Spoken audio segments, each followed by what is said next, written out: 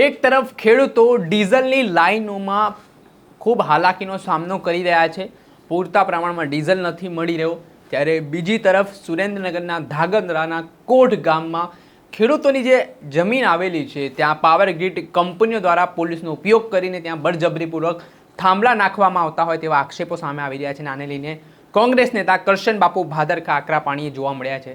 શું પ્રહાર તેમણે કર્યા છે આખી ઘટના પર વિગતે વાત કરીએ. વૈષ્ણવજન તો તેને કહીએ જે પીડ પરાઈ જાનાને રે. દર્શક મિત્રો, નવજીવન ન્યૂઝમાં આપનું સ્વાગત છે. હું છું ફૈઝાન. વાત કરીએ તો જગતનો તાત ખેડૂતના માથે ફરી આફત આવી છે, કેમ કે આ આફત માનવ સર્જિત છે. સુરેન્દ્રનગર જિલ્લાના ધાંગધ્રા તાલુકાના કોટ ગામનો મુદ્દો ખૂબ ચર્ચામાં આવ્યો છે, જ્યાં ખેડૂતો સાથે બળજબરી કરવામાં આવી રહી છે. આક્ષેપ એવા થઈ રહ્યા છે કે જે પાવર ગ્રીડ કંપની વીજ લાઇન નાખવા માટે આવી છે તેઓ દ્વારા ખેડૂતોની સંમતિ વગર બળજબરીપૂર્વક યોગ્ય વર્તન ન આપીને ત્યાં થાંભલાઓ નાખવામાં આવી રહ્યા છે. તેને લઈને ખેડૂતો વિરોધ પણ નોંધાવી રહ્યા છે ને તેમને આ વીજ થાંભલા ન નાખવા દેવા માટે ખેડૂતોનું કહેવું છે. છતાં પણ પોલીસને આગળ ધરીને આ કાર્યવાહી થતાં ખેડૂતોમાં રોષ ભભૂકી ઉઠ્યો છે ને કોટ ગામના ખેડૂતોએ મળીને વિરોધ કર્યો, ત્યારે પોલીસ સામે પડી ને આ ઘટનામાં ઘર્ષણ થયું ને આ ઘર્ષણમાં 25થી વધારે ખેડૂતોને પોલીસે ડિટેઇન પણ કર્યા. આ જે પરિસ્થિતિ નિર્માણ પામી છે તેના કારણે ખેડૂત નેતાઓમાં ભારે રોષ જોવા મળી રહ્યો છે ને આના સંદર્ભમાં કરશન બાપુ ભાદરકા હવે ખેડૂતોના સમર્થનમાં મેદાને આવ્યા છે ને ચૂંટણી પૂર્ણ થઈ ગઈ છે અને ખેડૂતો સાથે જે હવે બનાવ બની રહ્યા છે તેને લઈને કરશન બાપુ ભાદરકાએ ભારતીય જનતા પાર્ટીને આડે હાથ લેવાની શરૂઆત કરી છે અને કોઠ ગામની ઘટના બાબતે તેમણે કેટલાક લોકો પર પ્રહાર કર્યા છે.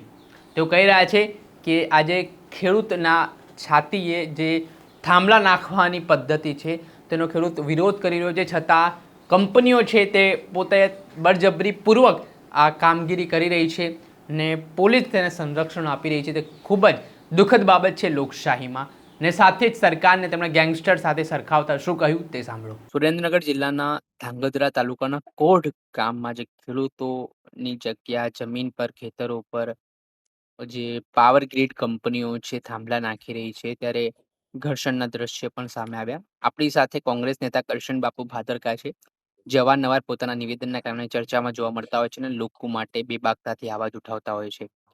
કરશન બાપુ, શું કહેશો? ચૂંટણી પૂર્ણ થઈ ગઈ છે ને હવે ખેડૂતો પર જે રીતે ખાતરનો માર, ડીઝલનો માર ને હવે જે થાંભલાઓ નાખવામાં આવી રહ્યા છે ખાનગી કંપનીઓ દ્વારા, તેને લઈને સુરેન્દ્રનગરમાં વિરોધ જોવા મળી રહ્યો છે, તો આ ઘટનાને કઈ રીતે જોઈ રહ્યા છો? જી, આ માત્ર ઘર્ષણ નથી, આ સરકારની કોર્પોરેટ જગતને સાચવવા માટેની લાગણીના અતિરેકને કારણે ખેડૂતના હૃદય ઉપર વ્રજઘા સરકાર દ્વારા કરી રહ્યા છે. સરકાર એ ભૂલી ગઈ છે કે પોતાનો ગુલાલના કપડા હજી હમણાં ચૂંટણી ગઈ ધોવાણા નથી, એ પેલા એ ખેડૂતોના કપડા લોહીવાળા કરી રહ્યા છે. ખેડૂત એ જગતનો તાત છે અને આ સરકાર, તમે જે હમણાં વાત કરી એમ ખેતીની વાત હોય અને ખેડૂતની વાત હોય તો ક્યાંક ને ક્યાંક સામે પાકિસ્તાન હોય ને એ રીતે વર્તન કરે છે.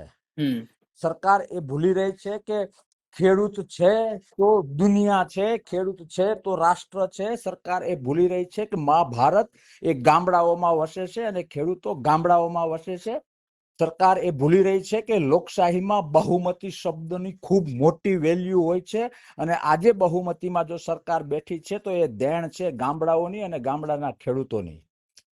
અમે આજે હાકલ કરવાના છે એ ખેડૂતોને કે હવે બચવું હોય તો એક જ રસ્તો છે કે એક થાવ અને એ એકતા એક વખત આ જે સરકાર સત્તાના નશામાં છે એને ઘર ભેગી કરશે. એ મારા શબ્દો ક્યાંક નોટેડ કરી લેજો. જી બાપુ, જે રીતે પોલીસનો પણ ઉપયોગ કરવામાં આવી રહ્યો છે, ગઈકાલે ખેડૂતોના વાડીના તાળા પણ તૂટ્યા, તો પોલીસની ભૂમિકાને કઈ રીતે જોઈ રહ્યા છો? કેમ કે એમનું કામ છે ખેડૂતોને સંરક્ષણ આપવું, પણ કંપની તરફી ખેડૂતો કરતા પોલીસનો ઝુકાવ વધારો હોય તેવું દેખાય છે. તેની પાછળ શું કારણો માની રહ્યા છો?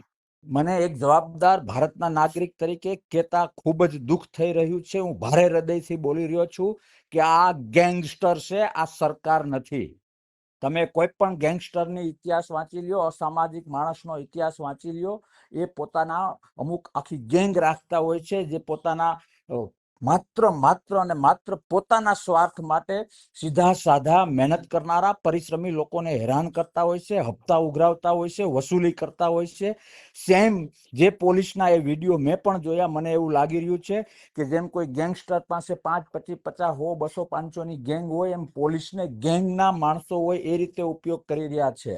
અને પોલીસને મોકલવી હોય તો જ્યાં બળાત્કાર થાય છે ત્યાં મોકલવી જોઈએ, પોલીસને મોકલવી હોય તો જ્યાં અન્યાય થાય છે ત્યાં મોકલવી જોઈએ, પોલીસને મોકલવી હોય તો જ્યાં આંતરવિગ્રહના વાતાવરણ ઊભા થઈ રહ્યા છે ત્યાં મોકલવી જોઈએ, પોલીસને મોકલવી હોય તો જે નશાઓના કારોબાર ચાલે છે ત્યાં મોકલવી જોઈએ.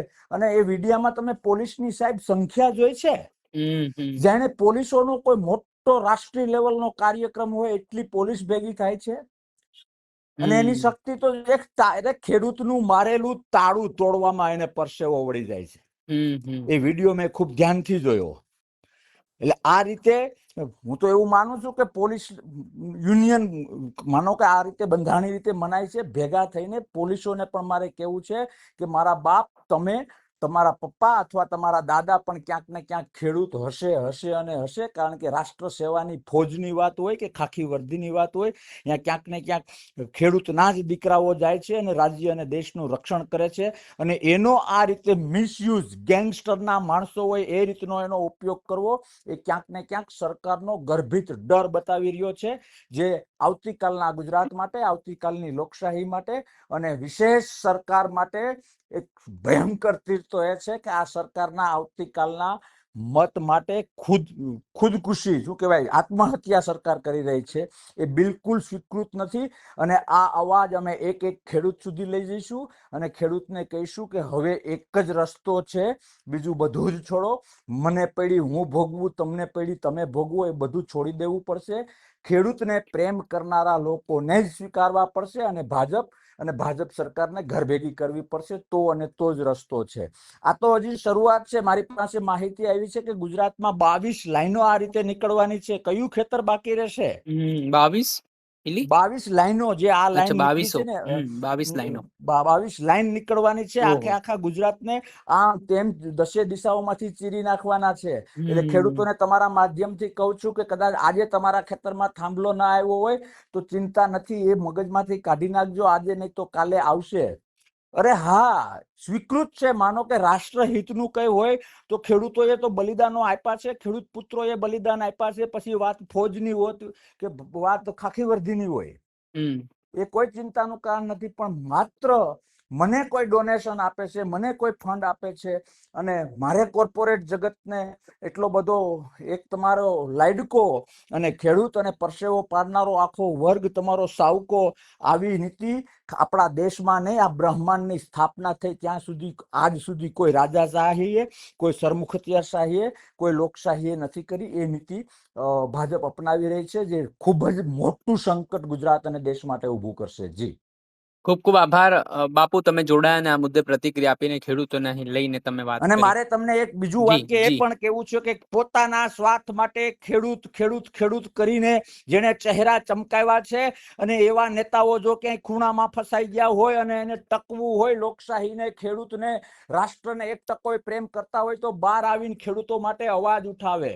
પોતાના સ્વાર્થ માટે જગતના તાતને રોતો મૂકી દેવો ને, એ માણસાઈ નથી. એવા લોકોને હું માણસ જ નથી ગણતો. જી, નેતા તો દૂરની વાત છે. જી, ખૂબ ખૂબ આભાર બાપુ, તમે જોડાના મુદ્દે પ્રતિક્રિયા આપી. જે આપણે સાંભળ્યા હતા કોંગ્રેસ નેતા કરશન બાપુ ભાદરખા. હાલ તેમનું મોટું નિવેદન સામે આવ્યું છે. તેમણે નામ લીધા વિના પ્રહાર કરવાની પણ શરૂઆત કરી છે. અને જે ખેડૂતોને લઈને હવે જે વિપક્ષના નેતાઓ છે તે આંદોલન કરવાના મૂડમાં દેખાઈ રહ્યા છે. ચલો કોડ, તે પ્રકારનો કોલ પણ આપવામાં આવ્યો છે. ને ખેડૂતોની લડાઈમાં તેઓ સહભાગી બનવા જઈ રહ્યા છે. ને આ કોઈ રાજકારણ નથી, પરંતુ ખેડૂતો માટે ખરેખર જેને સહાનુભૂતિ છે, હમદર્દી છે, તે લોકો મોટી સંખ્યામાં જોડાય તેવી અપીલ પણ કરવામાં આવી રહી છે. જોવાનું રહ્યું કે આ જે પરિસ્થિતિ સુરેન્દ્રનગરના ધાંગધ્રામાં નિર્માણ પામી છે, ખેડૂતોના ખેતર બચાવવા માટે હવે વિપક્ષના નેતાઓ મેદાને આવ્યા છે, ત્યારે આગામી સમયમાં શું નવાજૂની થાય છે. દર્શક મિત્રો, પડે અપડેટો આપના સુધી પહોંચાડતા રહીશું. એટલે તમારી નવજીવન ન્યૂઝની ચેનલને લાઇક કરી લો, સબસ્ક્રાઇબ કરી લો અને વધુમાં વધુ શેર કરો.